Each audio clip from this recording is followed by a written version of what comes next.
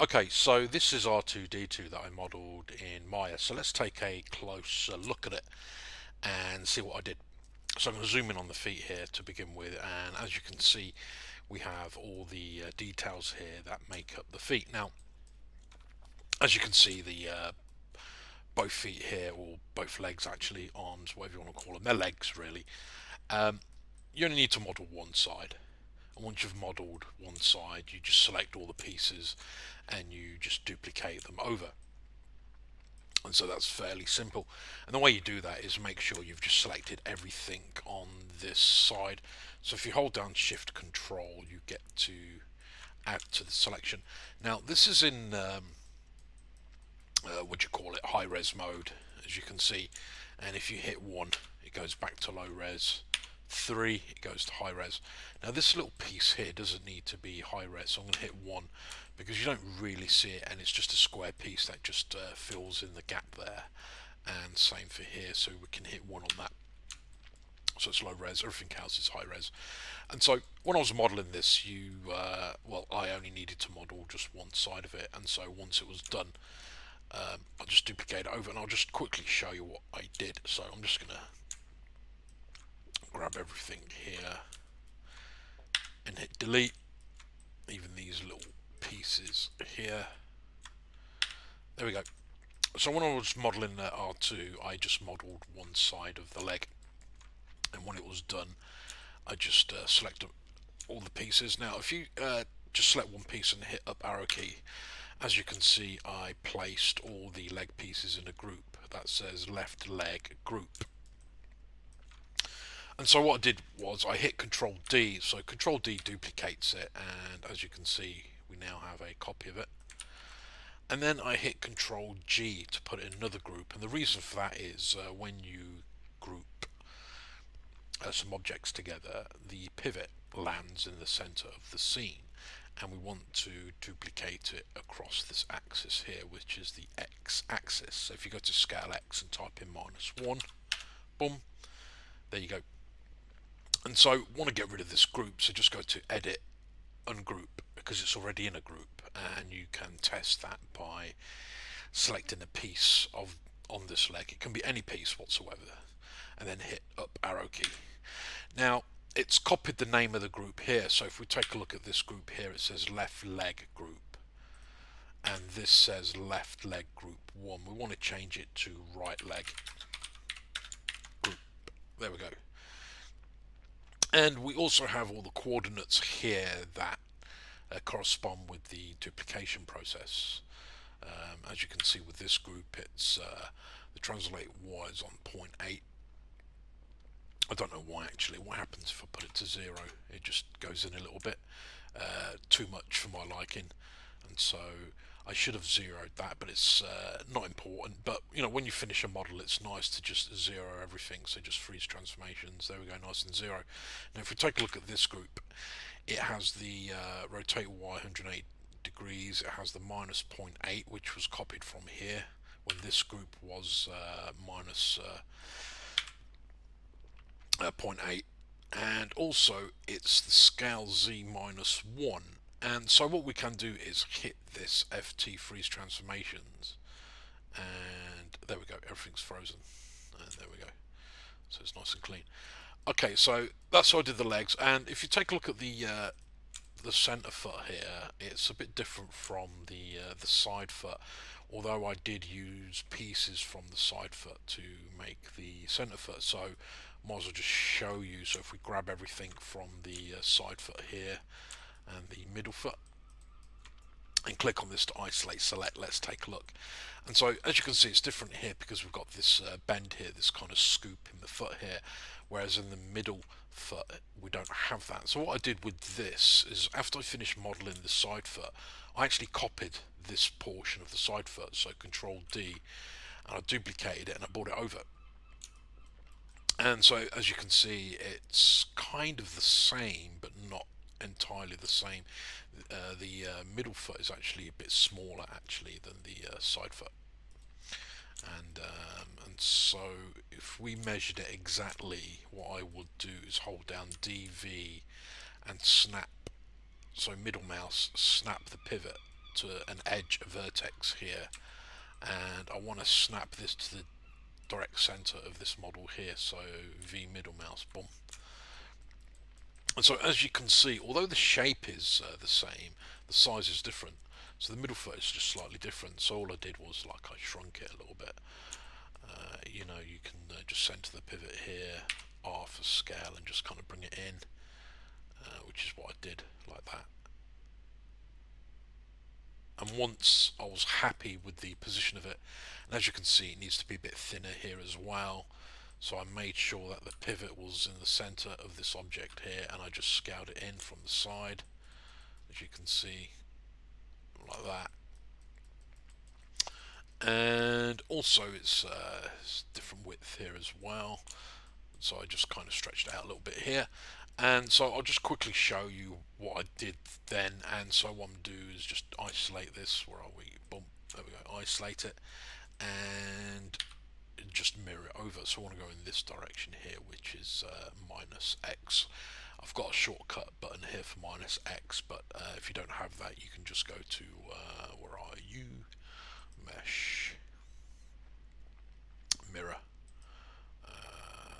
X minus apply, and there you have it. We now have the center foot. So it really was that simple. I'm just going to delete history on that and move it out, and there we go. And that's how I did the center foot basically. So I'm just going to delete that. The bottom part is the same, as you can see. It's just different size, I think. Yeah, it's more or less different size. You can see that the center foot is longer than the middle foot. So that's how I created. The middle foot.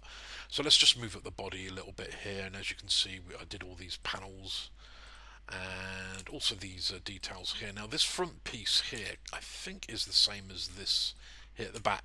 So basically, once I modelled this again, I duplicated it and put it into position here. I believe same with this piece here. This is a kind of event that is the same as this piece here, as you can see, and also these two pieces are the same. And so once I'd modelled one, I just duplicated it, mirrored it over to the other side. Same with this piece, I believe, and this piece, as you can see. These two pieces are the same, as you can see. And same with these pieces here. So again, you know, I just modelled one piece. There's a center piece there as well, and just duplicated them down. So moving up, we have these two pieces here, which are interesting because they're actually the same, but they're actually like swap round. As you can see with this piece, the head piece here is facing this direction, and this head piece is facing in that direction. So I just basically turned it around. And if you take a look at the position of the pivot, it's at the corner. And the reason for that is if we hit E to rotate, we can actually open this because it actually does open. However, I didn't build the circuitry inside, so it wouldn't be any good in an animation if it opens. So if I wanted this to open, I would have to build the circuits inside first, and it's the same for this, and it kind of opens. Now let's just say your pivot isn't in this position, so I'm just going to click on this to center the pivot. So as you can see, the pivot is centered, and so what you can do is basically hold down D. Now remember, D allows you to move the pivot around. So hold down D, then V allows you to snap the pivot to a vertex. So just choose one of the edge vertices here. So maybe this one here, middle mouse click. There you go. The pivot is now in position, and so now you can open this little thing here. And there you have it. And let's move up to the head. And it's pretty difficult to do actually, because when you're modelling in 3D on a circular surface, it's very hard to get the corners to be smooth. So I'm just going to switch the wireframe off, and as you can see, we've got some nice smooth geometry here. The corners are nice and smooth, and you know, as you can see, I'm going to hit 1 for low res, and you know, you create supporting edges here just to sharpen the edges, and they terminate here, and they create small little triangles. Now sometimes it's fine to create triangles, and sometimes it could be a problem, especially on a curved surface, but I managed to get away with it here. So if we hit 3 and deselect it, you can see that the geometry is still nice and smooth.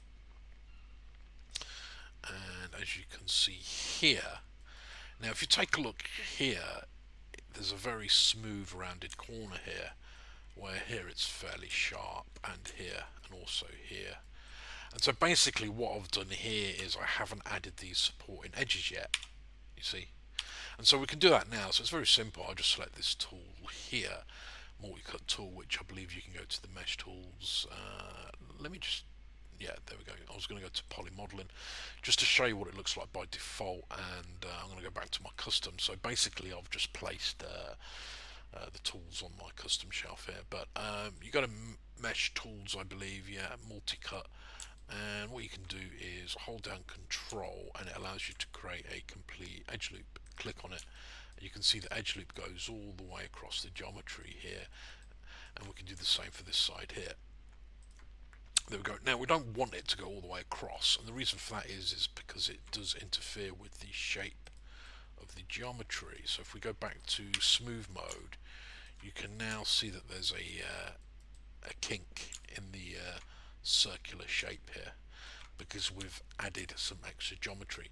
And so what you want to do is just terminate the edge here, and then double click to grab this unwanted edge loop, control delete, you get rid of it. And we can do the same here and just get rid of this entire edge loop that runs all the way up R2D2's head, control delete, get rid of it. So now when you hit 3, there we go, we have the sharpened edge basically. And so this is what I did all the way across, and yep. Alright, okay, so what else did I do? Well, if we select the head, and you can see I've got some history on this, so you can just delete history and hit up arrow key. We have the head group, as you can see here, and I'm going to hit E for rotate, and I've placed the pivot right in the center here. And the reason for that is if we spin it round on this axis here, we can actually spin R2's head round just like in the films. There you go. And you can animate that as well if you want, and it's fairly simple to do. Just hit S, and there you go. It gives you all these red squares here, which means all these attributes here and have now been animated. Well, not animated specifically because we haven't done any movement yet, but what I meant is that it's now been keyed and you can see the red tick there. And so let's go to say frame 12 and just he can move there. And then if we go back to the beginning and press play, there you go. And then maybe he's looking at something, and so we just hold on there. He's seeing Princess Leia, and let's hit S, and he wants to report to Luke, and Luke's on his right side, and so he spins his head round here.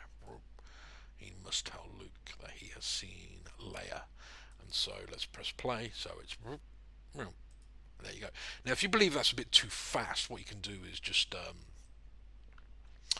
here, this marker here is a bit too fast. Hold down shift, click drag on the mouse, and it highlights the key, and you can actually move it across. And by moving it across, what we're going to do, we're actually going to slow it down. So now when we press play, there we go. And now you might find, well, it's a bit too slow, so therefore you can just bring it back a little bit to about here and just play around with it. There we go. And you might think, yeah, still a bit too slow. Bring it back just a bit more. So basically just go back and forth until you're happy with the animation. There you go. So you might find yourself that you're happy with that, and we hold on that. He's communicating with Luke, and then he faces forward again to about here. Or if you want to put in 0 and it puts his head back in the original position, and so there we go. So it's like he looks there, then looks at Luke, and then looks at us. There we go. Some simple animation there. And so what else did I do? Well, if you take a look at this little cross here, it's a selection handle, and if you select it, it highlights this geometry. So I connected the selection handle to this geometry. The reason for that is it was just easier to select, and by keeping the selection handle right in the center there, I could actually move this. So I can animate this so it opens, you know, so it's like and the reason for that is because inside there is Luke Skywalker's lightsaber, and so let's bring it out. And if you've seen Return of the Jedi and you remember the scene on Jabba's skiff, Jabba's skiff, when they're going over the Sarlacc pit, Luke calls out for his lightsaber, and R2D2 kind of like spits it out. And so there you go. And so we can just put that back to 0. Grab the selection handle and put that back to 0. There we go. And there is one other thing I did. So if we select this hatch here, hit up arrow key, I've created a group called Periscope, and so if we lift it up, we have R2D2's Periscope. And again, you can animate that as well. So let's go back to frame 1, hit S, let's move to about 11 and just move it up. There we go. Maybe something like that. And it kind of looks around, so maybe just holds on there for a second, and then it kind of looks around. There we go. And then maybe just holds on it for a second or so, and then it just kind of spins around, so it's looking behind him. There's no danger, it's all clear. He's happy with that, and so there we go, it's all clear. And so about here he decides to put the periscope away. There we go. So let's just take a look at this little animated sequence here and press play. Let's just bring it down, pan out a little bit more. Right, let's do it again. So there we go, and it's gone down. And again, you might think it went down a bit too fast, so again, hold down shift, just grab that key and just bring it out a little bit more like that, so it goes down just a bit slower. So press play, so and there we go. So that is that done. So basically this is how I modeled R2. I'm just going to switch the wireframe on again just so you can see it. So it's fairly simple actually, in the sense that the geometry was very geometric. What I meant by that is lots of cylindrical shapes, as you can see. In fact, his whole body is just one big cylinder, as you can see. And then his head is kind of like half a sphere. It's a dome. A lot of circular or spherical pieces, a lot of rectangular pieces, especially here, the LED bit. Let's just switch off the wireframe, as you can see. And yeah, there we go. It's basically R2D2. So there you have it. Thanks for watching.